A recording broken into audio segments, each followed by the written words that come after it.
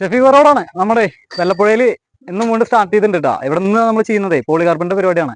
Polycarbon ടോപ്പിൽ ഒരു open area വരുന്നുണ്ട്. അപ്പൊ അവിടെ പോളികാർബൺ സെറ്റ് ചെയ്ത് കൊടുക്കാനുള്ള പരിപാടിയാണ്. ഗ്ലാസിന് വേണ്ടിയിട്ട് പിറകുകളൊക്കെ സെറ്റ് ചെയ്തിട്ടുണ്ടായിരുന്നു കേട്ടോ. പിന്നെ ഗ്ലാസ് ഒഴിവാക്കി. അപ്പൊ അവർക്ക് 12 അടി നീളം വരുന്നുണ്ട്. ഇതൊരു 18 അടിയോളം വരുന്നുണ്ട് കേട്ടോ.